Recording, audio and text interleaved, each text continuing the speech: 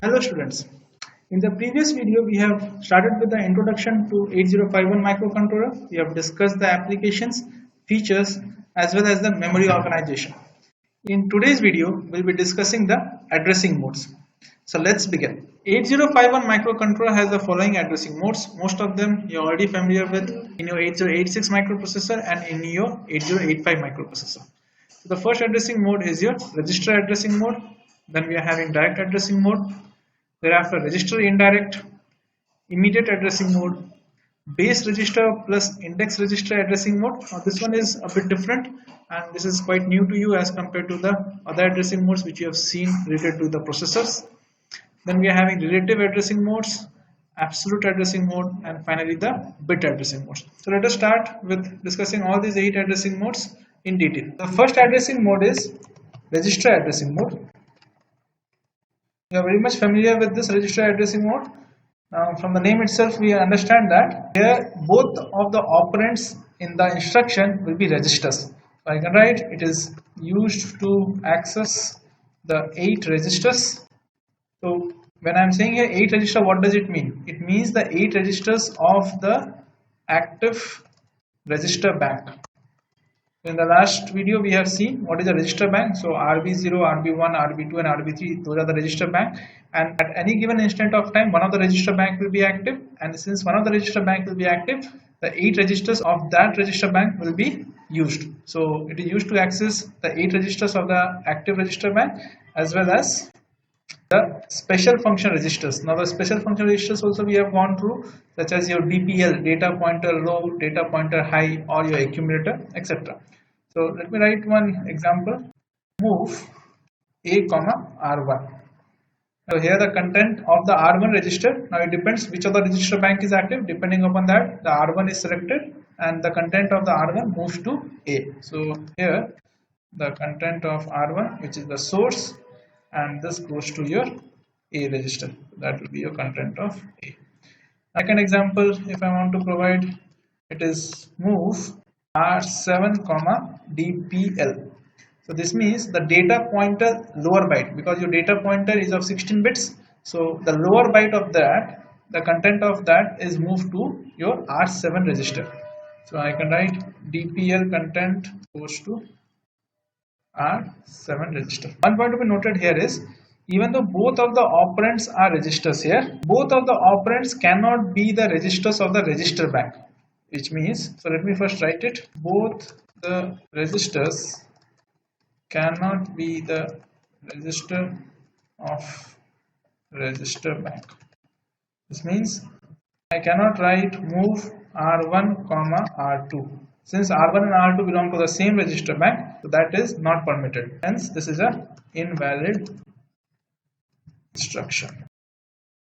So move R1 comma R2, move R3 comma R4. So all these types of instructions are not permitted. Now why it is not permitted? Because at a given instant of time, one of the register bank is active. Now within that register bank, how microcontroller will move the data from one register to another in that specific bank. That is why it is a invalid instruction. Now moving on to the next addressing mode, which is your direct addressing mode. Now in this addressing mode, as you are aware of, here the address of the operand is specified in the instruction itself. Before going further on this topic, let me clarify one thing here itself. Whenever you see in instructions content like 44H or 56H or 35H or even 4578H, all these things, it means it is address. Whereas if you see content like hash 44H, hash 56H, hash 35H, or even hash 4578H, it means it is a data. So what is the conclusion is, whenever any hexanumeric value is preceded by a hash symbol, it means that it is a data, else it is an address. So let us take an example related to your direct addressing mode. The first example is move 44H comma hash 55H. Now what does this mean? So here the content 55H, this moves to your address 44H. So here 44H is an address, there the content 55H is stored. Now let us take another example. So move A comma 40H. So this means the content which is there in 40H, that content is moved on to your accumulator, because your accumulator is a destination and this part is your source. So the basics of your instructions, the operands, opcodes, you are well aware of because we have already discussed in your 8085 and 8086. So I am just telling you how the data flow movement will happen here. Now a question may arise here that we know that the number of address lines in your 8051 microcontroller is 16 bits. So even though it is a 16-bit address line, here the address which I am providing here, that is 40H or even 44H, that is a 8-bit address. So why there is a mismatch? Please remember that your RAM on chip, that is the amount of RAM inside your microcontroller, is how many? It is 256 bytes. 256 bytes means it will provide a 8-bit address.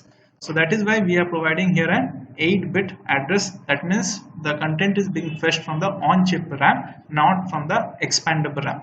If the value here would be, suppose, move A comma 5090H. Now from this content itself you must be very much sure that the content which is being moved here is a 16-bit address. 16-bit address means it is used from an expandable RAM and not from the on-chip RAM.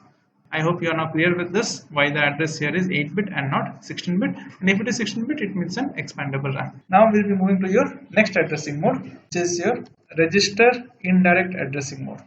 Register indirect. In the register addressing mode, the address of the operand is not specified directly. Rather, what happens is this address, or I can write the address of the operand is specified as the content. So let me put it in quotes, as the content of register mentioned in the instruction. So here in the register indirect addressing mode, the registers are involved in this addressing mode, but it is not involved directly as what we have seen in your register addressing mode. Rather, it is an indirect way. So what happens is the content of the register is not a data, but it is an address. Let us take an example. So if I write move A comma at the rate R0. So this means here at the rate signifies that it is the content of that R0 should act as an address, not as a data. For example, if you take when you write an email xyz at the rate domain.com. So xyz at the rate domain.com, here this xyz is not available directly, but it is available indirectly at this domain.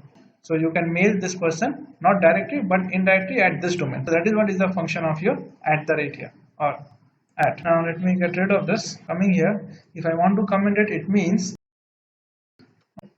what is the content of R0 at that address, what is the data that goes to your accumulator. Let me take an example. Suppose the content of R0 register is 48H.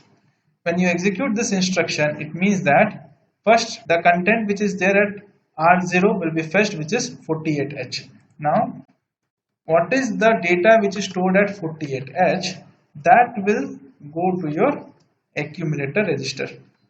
So suppose it is given that the content of your 48H is 50H. So finally what will happen is the content of accumulator here will become 50H. So this is your register indirect addressing. That is why I have used 2 square bracket, which signifies content of. So 2 square brackets means content of, and again content of. This whole section means content of R0, and when you include these square brackets, so this means content of that value which is there in your R0. So this is your register indirect addressing mode. Moving on to the next addressing mode, which is your immediate addressing mode, the simplest of all. So in this addressing mode, from the name itself, it suggests that here the operand is mentioned in the instruction itself as data. So for example, add a comma hash 30h. So what does this mean? Here it is mentioned hash 30h, so 30h is data, so it means 30h plus the content of accumulator that get added, and this is sent to your accumulator again.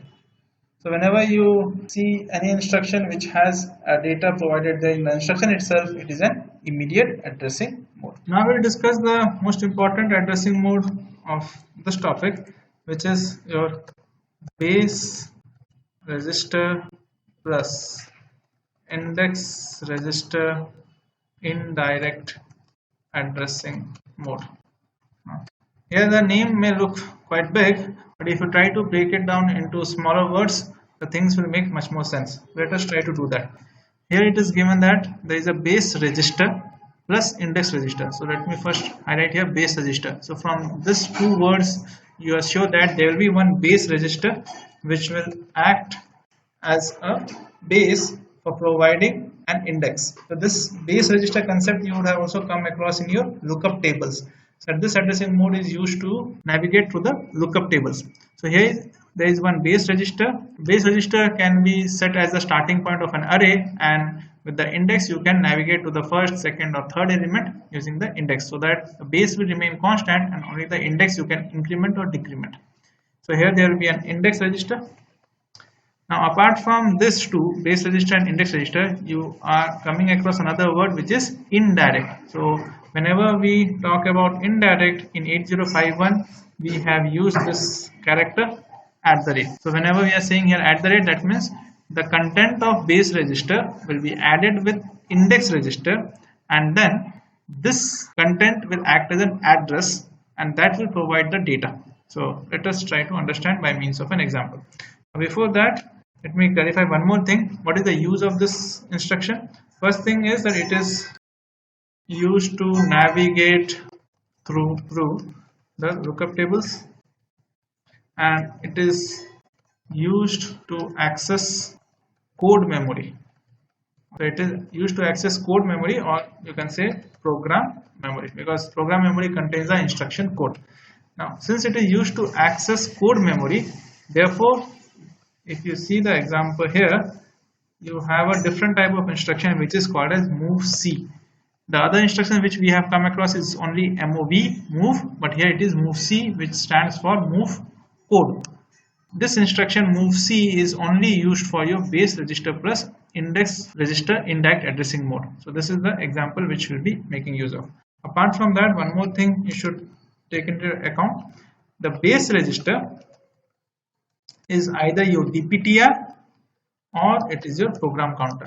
Now DPTR stands for data pointer, which points to the any address in your RAM or your data memory, whereas program counter points to the address of the next location in your program memory, which is your ROM. So the concept of DPTR and program counter we have already understood in our previous video, so please look into that.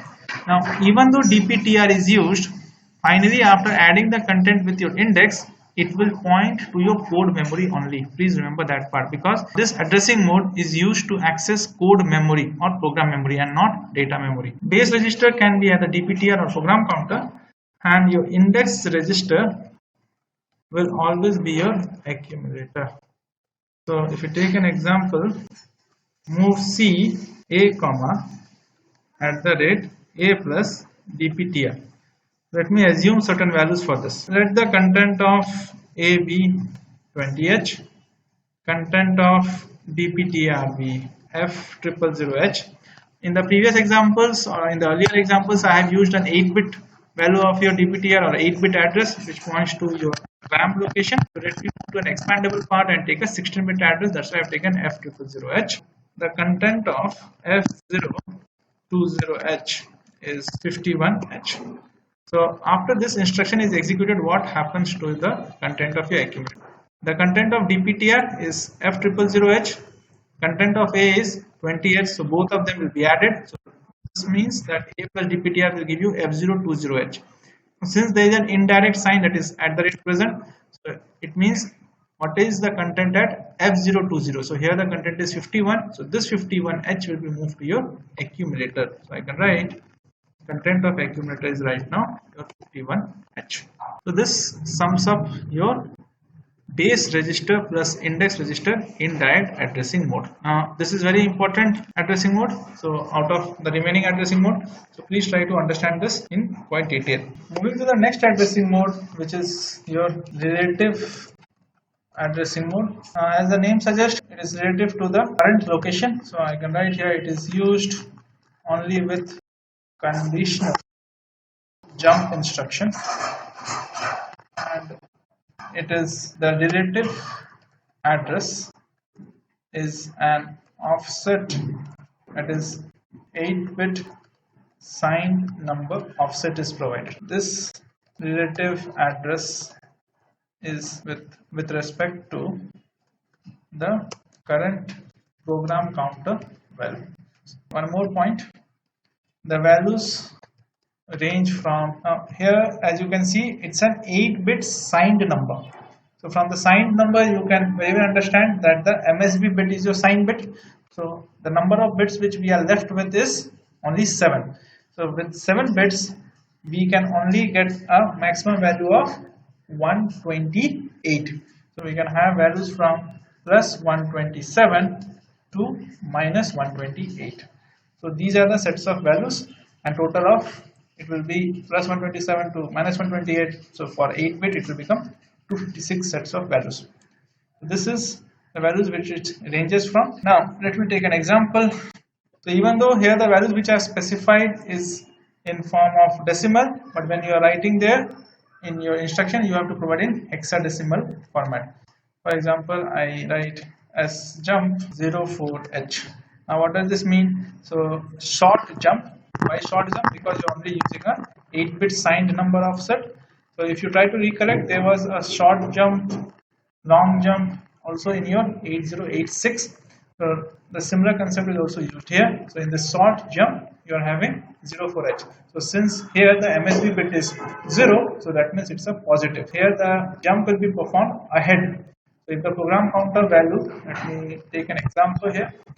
Suppose the program counter value is 2000H. This program counter value 2000H, and this will be added to your 04H. So you'll be getting the final program counter value to be 2004H. This is your S jump. If it would have been 84H, so it's a negative number. You have to perform a 2's complement addition with this 2000H, and it will be a negative value. So we have discussed with respect to the negative numbers how the short jump is being performed. So you can very well refer to our previous videos related to your short jump and long jump. Let me just modify this instruction short jump 04H to keep the consistency here. Let us move to the next addressing mode, which is your absolute and long addressing mode.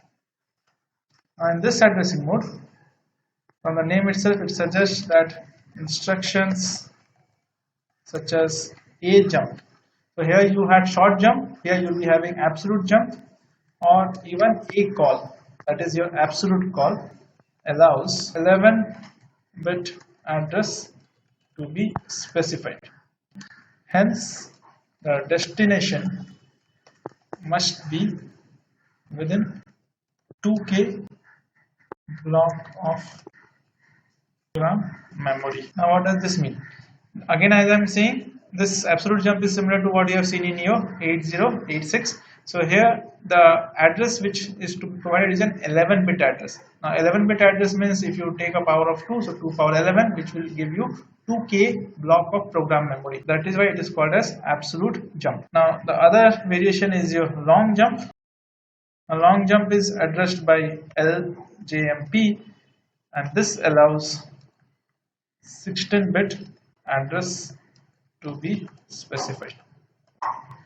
So your short jump, which you have seen in your relative addressing, which with respect to your program counter value, here only an 8-bit address is provided, or 8-bit signed number offset is provided, whereas in the case of absolute and long jump addressing mode, here an absolute address is provided. That means, for example, let me take an example in the case of a jump. A jump, if I want to write an 11-bit address, how will I mention? I can write 4ABH. Here I have provided 4AB, which is a 11-bit address. How is it so? Because 4 I can write 100, A is 1010, and B is 1011. So this is an 11-bit address. Now why it is called as absolute addressing mode? So here, whenever this instruction is encountered, the program counter value will be replaced to this value, that is 4ABH. It will not be with respect to a program counter current value. So as you can see here, in the previous case of relative addressing, the program counter value was 2000 and sjump 04, so it was with respect to your program counter value, so it was added to it. But in this case, the absolute jump value here, it is going to an absolute address of 4ABH. So your final program counter value after this instruction will be PC equals to 4ABH. Alright, that is why it is called as an absolute addressing mode. In the case of long addressing mode, I'll jump F567H. Now here it is a 16-bit address. So once you execute this instruction, the program counter value will be F567H. Now why there are two different sets of addressing, absolute and long addressing? Your on-chip ROM is 4K. 4K means 2 power 12. So 12-bit addresses are used for your 4K ROM. In that case, you can use your absolute addressing mode. That is your A jump or A call. Whereas whenever you are using an expandable ROM, that will make use of your 16-bit address, because your ROM can be expanded up to 64K. So in such a scenario, you will be needing a 16-bit address, and then you can use a long jump. I hope this is clear, absolute and long addressing mode. Now let us move to the last addressing mode, which is your bit addressing mode. So the last part is your bit addressing mode. The name itself, you can very well understand that it is related to something addressing your individual bits. Before taking an example related to this, let us try to understand which blocks of your 8051 are bit addressable. So if you try to recollect the concepts which we have done in your previous video, the 16 bytes of RAM, which had an address of 20H to 2FH. So this was 16 bytes of your internal data RAM, and having an address of 20H to 2FH, they were all bit addressable. So I can write they are all bit addressable, and hence there will be 16 cross 8 equals to 128 addresses. Apart from this, what are the other blocks which are bit addressable?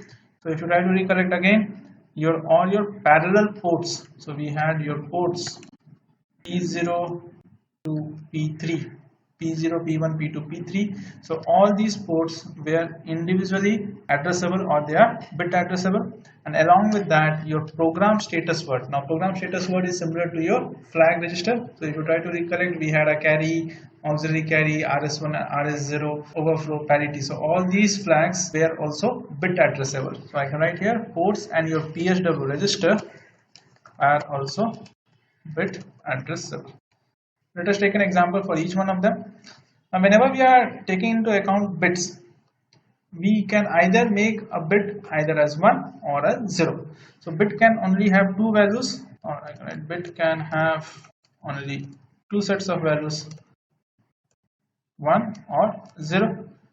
So 1 stands for set and 0 stands for clear. Apart from this, what other functionality we can have is, we want to complement the bit. So if it is 1, it should become 0.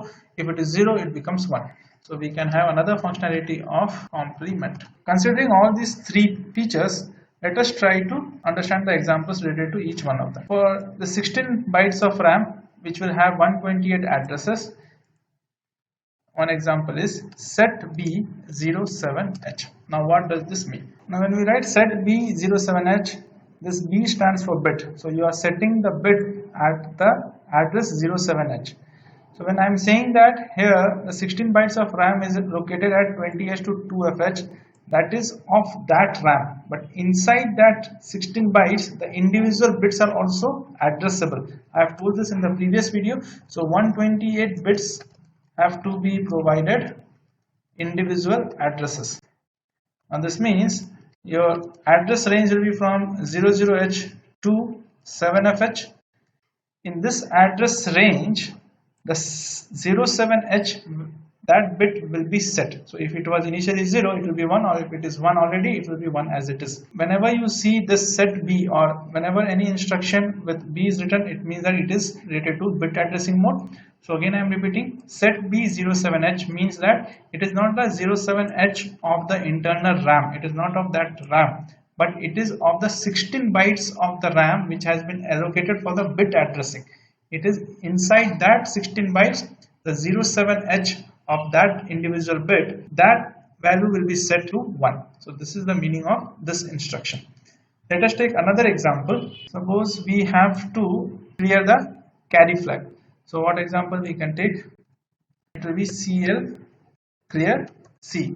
So this means clear the carry flag content. So again your PSW register is bit addressable, so that's why you have written CLR, that is clear, and C stands for your carry flag. Please don't confuse with CLC, which was that of your 8085, that results in clearing your carry flag.